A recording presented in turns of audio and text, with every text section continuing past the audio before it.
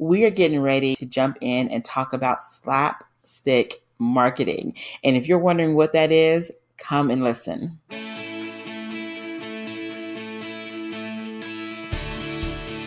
Welcome to Life Reimagined with Wendy. I believe we were fortunate to grow up in a unique time in our culture that is helping shape our lives over the age of 45.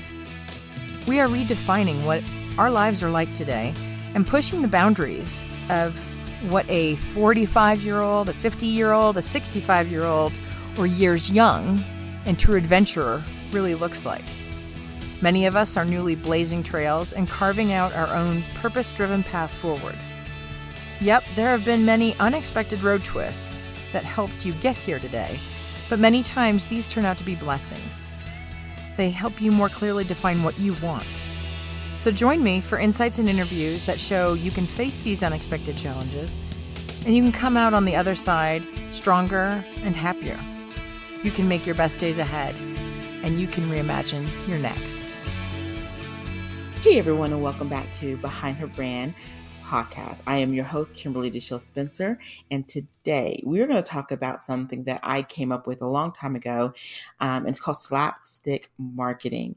Now, if you saw the title of this, you may have started Googling and trying to figure out what is that, what type of marketing is this, and you probably didn't find too much, because here's the thing, it's a term that I've come up with, it's a term that I use whenever I look at someone's information before I start working with them. When someone reaches out to me and says, hey, I want to work with you on building my marketing or building my branding, I review every entry point to their business.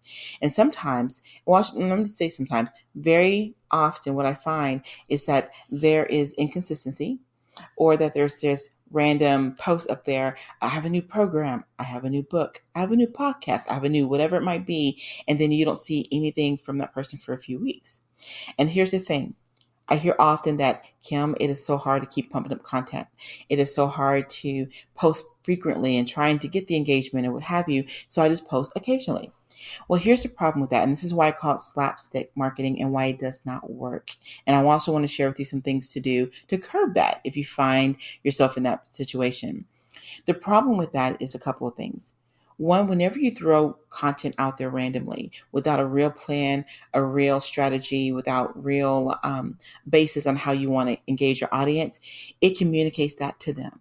When they see a post that says, let's just use this as a good example. If you post to say July 1st, and then they don't hear from you again until August 15th, and you're just randomly slapping up information inconsistently, well, it shows them that not that they know your schedule, that you may be busy working with amazing clients, doing incredible things, but what it communicates is that you don't care about how you're communicating. When you're inconsistent, when it's not ongoing information, it can communicate that you don't really care about what people are seeing about your information. And you don't want to communicate that. You know, there's a very old acronym that's actually, people call it KLT factor, but it's actually more of a six letter module, but I'll just focus on the KLT part of it for now. But the KLT is like know, like, and trust. Whenever you're posting information, whether it's a blog, a podcast, Facebook, LinkedIn, or any other social media mediums, as you're posting information, people are getting to know you. They're getting to understand your voice. They're getting to understand what really and truly is passionate about your company. What is it that you really want people to engage in? What solutions you're offering? They're getting to know you. So if you're randomly putting something out there and it's not consistent, it feels kind of random when you're putting it out there, they're not going to get to know you. And when you get to know someone, typically you either like them or you don't like them. You either feel drawn in or you don't feel drawn in. It's going to go either way. But the key is that when you're putting stuff out there, you give them the opportunity to get to know you and to like you, or to engage with you. And then from there, when you're consistently putting stuff out there, they grow to trust you. Okay.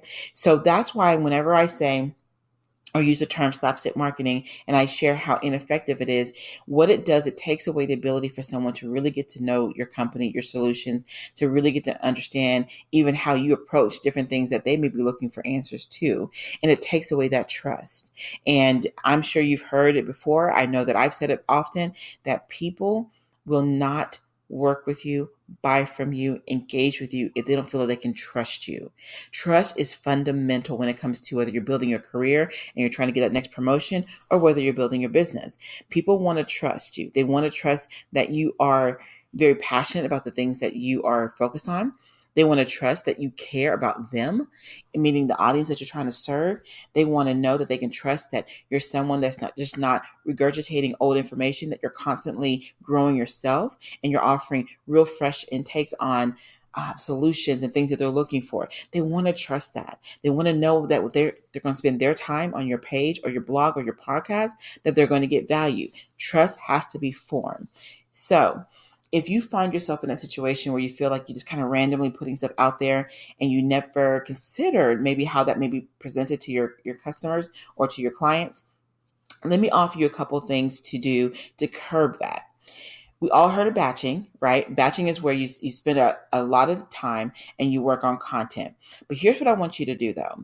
Batching is amazing. It's something I do faithfully, but the best form of batching comes when you've really planned out what your marketing needs to look at. And when you break down your marketing, we'll go through this in another podcast, but when you break down your marketing, think about the season that your clients or your customers are in and create the marketing based off of that. So for example, if you're getting ready to gear up for the holiday season and you're in a market where your audience gets a lot of anxiety, stress, or whatever it might be, then maybe all your marketing might be focusing on how to alleviate that, how to curb it, how to be proactive so you don't get into this particular spin or whatever it might be. And then from there, once you know what the focus is for your clientele, then make a list or however you choose to do it, sticky note it, whatever best fits for you, and create your batching based off of that. You might batch several different podcasts that are going to run out every single week based off of the needs for that particular marketing season. You might create blogs that fit that. You might create really cool quotes or graphics based off of that. The key is batching typically works when you are really in tune with your audience and you're creating content that can roll out consistently. Okay, this is where you can autopilot it, but make sure the information doesn't just feel random. It feels very much I would say the word, it feels very in tune with your audience in that moment, in that time. That's what makes that work. Okay. So the first thing is really understanding your marketing cycle. Know if it's for the fall, what are they typically dealing with? If it's for the spring, what do they typically focus on? Summer, where is their drive coming from? Look at your audience and determine that. Next, when you're batching, make sure that it's very focused. That's very key. Third, always keep checking in and making sure your audience is on the mediums that you're using to market. Make sure your audience is there. Okay. Because audiences change. They change their interests. Sometimes they may be really on Facebook. They may be on LinkedIn. And how will you know that? You'll know that by the engagement. You'll know that by talking to them. You'll know that by how in tune you are to your audiences. That's why I always say it's very important to make sure when you're posting, when you're sharing, when you're creating, that you're also asking periodically, like, hey, what are some of the needs that you need met right now? What are some solutions that you would love to see out there pertaining to what it is that you are doing or what your challenge is or whatever it might be? So that's very key. You want to plan purposefully. You want to batch with real intention. And obviously the third thing, you want to make sure above anything that you are in tune with your audience needs are. Okay. Because you want to make sure that you're creating what they need. And more importantly, you want to make sure that you're putting the information where they are actually going. There are some audiences that used to love Facebook, but now they go to LinkedIn. There's some people that used to love LinkedIn. Now they go to Pinterest. There's some groups that absolutely love Instagram, or they might like different, maybe LinkedIn and Instagram or multiple areas. But you have to know that because you don't want to waste your time putting information on mediums that people are not seeing you on. I know there's a lot of advice out there that says put it everywhere and just let them kind of find you. I'm a little different, and I'll tell you why. I don't believe in that. I believe that I want to put information where my audience is so that for me, I'm not randomly putting things out there. I want to be very intentional. I want to make sure that I'm where my audience is, and that way I can really focus on the mediums that best serve them. Okay? Because you don't want to have that slapstick marketing. You don't want people to think that you don't care. You don't want them to think that you're inconsistent. So take that time, create a podcast day if you do podcasts. Create a blogging day. Maybe you sit there and say, you know what? Here are the topics that I'm seeing trending. Here are some of the things that I'm hearing about. So let me write a little bit about those. If you don't like to write, do a video blog. Literally create a video with the content that you want to share and post that.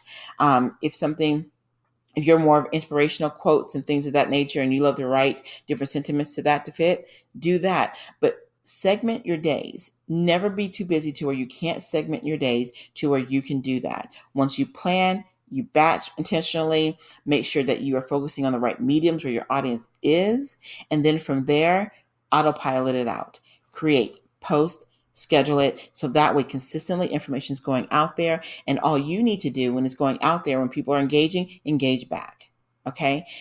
That's my 3 main areas that I would say that I would advise to avoid that slapstick marketing, which is inconsistent, ineffective, and it does not generate the results that you're looking for.